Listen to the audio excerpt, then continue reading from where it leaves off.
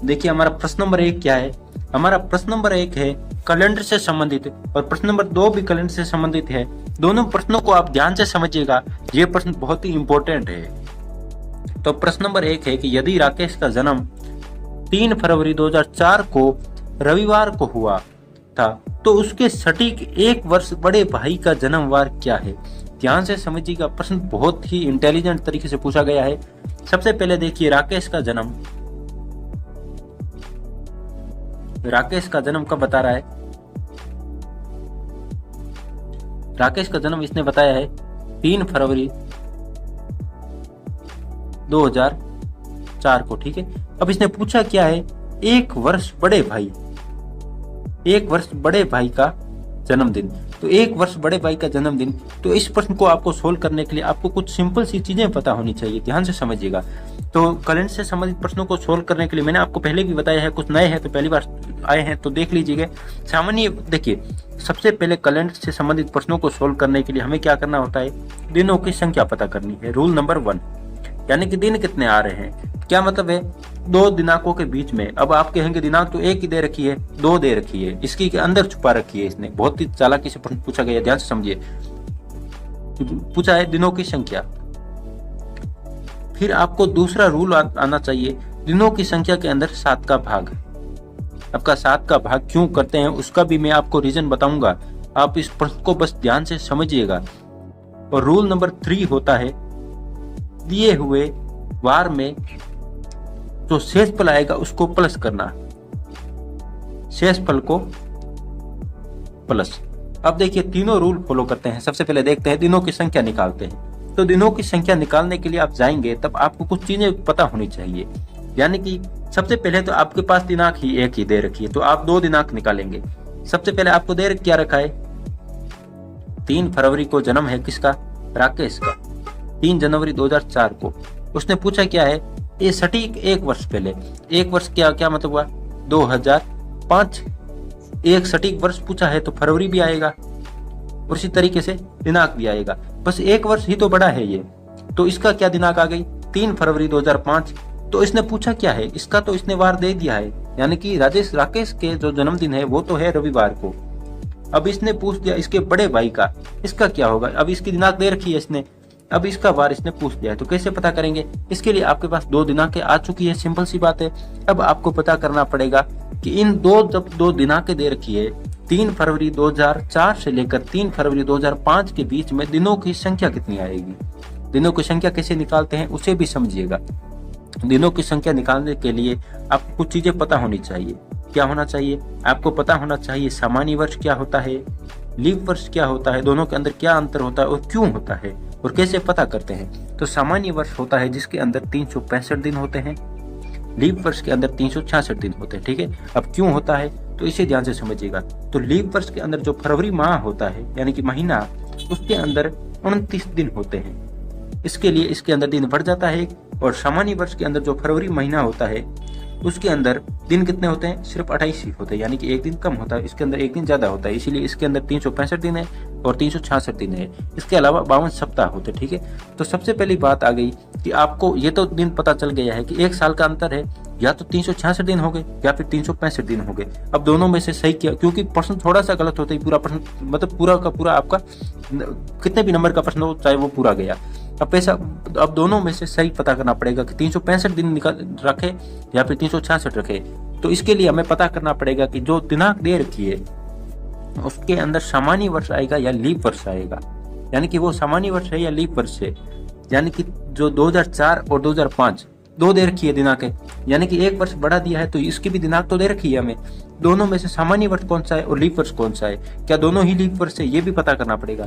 तो सबसे पहले मैंने आपको बताया है कि लीप वर्ष हमेशा 4 साल के बाद आता है, तो ये तो 1 ही साल बाद होगी, तो मतलब दोनों लीप वर्ष होंगे नहीं, एक कोई लीप वर्ष है या नहीं ये भी पता करते हैं। तो देखिए लीप वर्ष पता कैसे करते हैं, सबसे पहले आपको ये पता होना चाहिए। तो लीप वर्ष पता करने के लिए हमें क्या करना होता है, लीप वर्ष के पता करने के लिए जो वर्ष दे रखा है उसके जो पीछे की 2 संख्याएं होती है उसके अंदर 4 का भाग करना होता है। अब सबसे पहले आप ये कहेंगे कि इसका पता करें हम, या फिर जो 1 वर्ष बड़ा भाई है, क्योंकि इसकी भी हमें दे रखी है दिनांक और वर्ष। तो सबसे पहली बात आती है हमें पता किसका करना होना चाहिए या फिर किसका पता करना चाहिए। तो हमें उस वर्ष का पता करना है जिसके अंदर फरवरी आती है। और पता क्या कर रहे हैं, लीप वर्ष है या सामान्य वर्ष है। अब देखिए सबसे पहले फरवरी किसके अंदर आ रही है, फरवरी तो इसके अंदर भी आ रही है और इसके अंदर भी आ रही है। लेकिन एक बात समझिए, हमें फरवरी 28 की है या फिर 29 की है, ये पता करने के लिए हमें सबसे पहले वहां तक पहुंचना भी जरूरी है। लेकिन ये जो बड़ा भाई है इसका एक तो पता, मतलब एक चीज तो हमें पता है, ये जो बड़ा भाई है वो 3 फरवरी को जन्म चुका है। अब आगे चाहे फरवरी 28 की हो या 29 की हो, हमें उससे कोई मतलब नहीं है। हमें 3 फरवरी तक का ही पता रखना है और इसी का बार बताना है। तो हमें पता क्या करना पड़ेगा कि जो 2004 है ये लीप वर्ष है या सामान्य वर्ष है। तो पीछे क्या बचा है, पीछे के 2 अंक क्या है, 04। तो पीछे के जो 2 अंक होते हैं, उन 2 अंकों के अंदर 4 का भाग अगर पूरा पूरा चला जाए तो लीप वर्ष है। तो 04 को 4 लिख सकते हैं, ठीक है। 4 का भाग दिया, कितनी बार गया, एक बार पूरा पूरा चला गया, यानी कि ये एक लीप वर्ष है। लीप वर्ष आ गया। अब सबसे पहले समझिएगा, लीप वर्ष आ गया तो आपको पता चल गया ये एक लीप वर्ष है, ठीक है। लीप वर्ष पता चलने का मतलब क्या हुआ, 366 दिन है इसके अंदर। अब देखिए पहला रूल तो हो गया, आपके पास दिनों की संख्या आ चुकी है, 366 है। अब रूल नंबर 2 क्या था, 2 था आपका 7 का भाग करना। अब मैंने बताया था कि क्यों करते हैं वो भी बताऊंगा। अब देखिए 7 का भाग क्यों करते हैं हम, 7 का भाग इसलिए करते हैं, आपसे समझिएगा।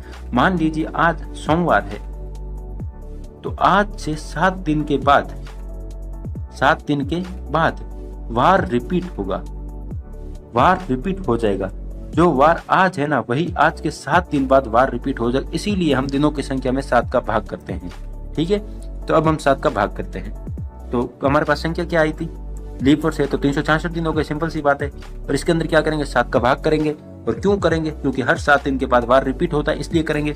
तो 7 को गुणा किया, भाग किया, 7 5 35, पीछे बचा 1, उतार लिया, कितने हमने 6, 2 बार गया 14, पीछे बच गए 2। तो सबसे पहले इसे समझिएगा, ये जो 52 आए हैं तो आपको पता होगा कि एक साल के अंदर 52 सप्ताह होते हैं, ये आपके पास सप्ताह आ गए हैं। और जो 2 शेषफल बचे हैं, ये दोस्तों 2 दिन एक्स्ट्रा आएंगे, 52 सप्ताह के आगे भी 2 दिन, मतलब कि आपको ये तो पता ही होगा एक साल के अंदर 52 सप्ताह होते हैं। लेकिन 52 सप्ताह के बाद भी कुछ दिन बच जाते हैं, वो 2 दिन है। अगर आपको सिंपल से भी कोई पूछे ना इस साल के अंदर कितने दिन है, तो आपको बस लीप वर्ष और सामान्य वर्ष पता करना है, उसके अंदर 7 भाग कर देना, आपको सिंपल सा पता चल जाएगा। अब देखिए आपके पास शेषफल आ गया है 2, ठीक है, और 52 सप्ताह यानी कि भागफल आ चुका है। अब रूल नंबर 3 था कि जो शेषफल आएगा उसको दिए हुए वार में प्लस करना। अगर किसी को समझ में नहीं आया ना, थोड़ा सा पीछे ले लीजिए, 2 बार देख लीजिए, आपको समझ में आ जाएगा। अब 2 है, इसको क्या करना है, दिए हुए वार में प्लस करना है। दिया हुआ वार क्या है समझिए, रविवार दे रखा है, ठीक है, इसके अंदर +2 करना है। तो रविवार के अंदर 2 प्लस करेंगे, क्या आ जाएगा, रवि +1 सोमवार +2 मंगलवार। राइट आंसर क्या हो गया, मंगलवार। ऑप्शन नंबर डी सही हो गया। तो इसका राइट आंसर हो गया ऑप्शन नंबर डी। अब वैसे ही देखते हैं प्रश्न नंबर 2, यानी कि क्वेश्चन नंबर 2 देखते हैं। तो क्वेश्चन नंबर 2 के अंदर भी हमें क्या करना पड़ेगा, क्वेश्चन नंबर 2 के अंदर भी वही रूल फॉलो करना पड़ेगा। सबसे पहला हमें पता करना पड़ेगा कि ये इसके अंदर दिनों की संख्या कितनी है, ठीक है।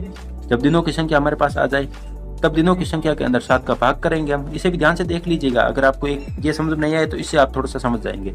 और फिर तीसरा रूल क्या था, शेषफल को दिए हुए वार में प्लस करना।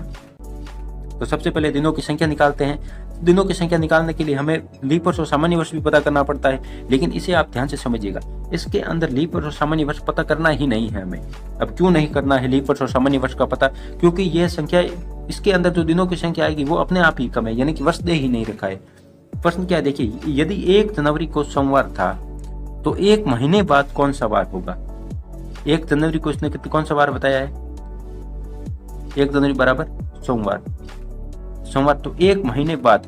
तो 1 महीने का क्या मतलब हुआ, 1 महीने का मतलब हुआ 1 फरवरी, ठीक है ना। एक बार दोबारा समझिए, 1 जनवरी बराबर सोमवार दे दिया है, इसने बता दिया है, और 1 फरवरी को कौन सा वार होगा इसने ये पूछा है।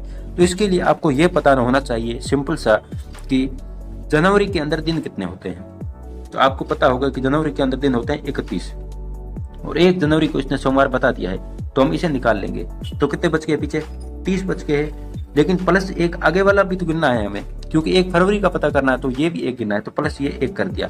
तो 30 + 1 कितने हो गए, 30 + 1 हो गए हमारे पास 31, ठीक है। अब मैंने क्या कहा था, 31 के अंदर हमें 7 का भाग करना होता है। और क्यों करते हैं 7 का भाग 31 के अंदर, हम इसलिए करते हैं क्योंकि हर 7 दिन के बाद वार रिपीट हो जाता है। इसके अंदर भी हम वही रूल फॉलो करेंगे। 7 का भाग किया, कितनी बार गया? 7 चौक 28, पीछे कितने बच गए? 3। तो ये क्या आ गया? ये इसका आ गया शेषफल, और ये क्या आ गया? इसका भागफल। तो अब इसे समझिएगा, अगर ये पूछ लेता कि 1 जनवरी को सोमवार है, अगर यहाँ पर है और पूछ लेता कि 1 महीने पहले कौन सा वार था, अगर ये पूछ लेता, पीछे पूछ लेता, तब क्या करते हम? अब यहाँ पर जो 3 शेषफल आया है उसको तो हम क्या करेंगे, दिए हुए वार में प्लस कर लेंगे। लेकिन अगर पीछे का पूछ लेता तो क्या करते? तो आप याद रखिएगा हमेशा ही, जब पीछे का कुछ भी पूछा जाए तो उसे माइनस करना है। इसे ध्यान से समझिएगा, अगर नहीं आया समझ में, थोड़ा सा पीछे लेकर इस वीडियो को दोबारा देख लीजिएगा, बहुत इंपॉर्टेंट वीडियो है, आपको बहुत काम आएगा।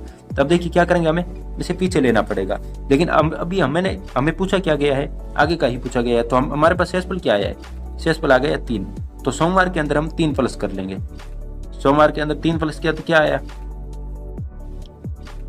गुरुवार। ऑप्शन नंबर सी सही आ गया। ठीक है, बाकी दोस्तों इस चैनल को सब्सक्राइब कर लीजिएगा। आप अगर नए आए हैं पहली बार चैनल पर, आपको हर सुबह 10 बजे और शाम को 4 बजे इस चैनल पर नई वीडियो मिलती है, और आपके सामने एक नई वीडियो आ गई होगी, उसी वीडियो को जरूर देख लीजिएगा। ऐसी ही वीडियो आपको आगे भी मिलती रहेगी।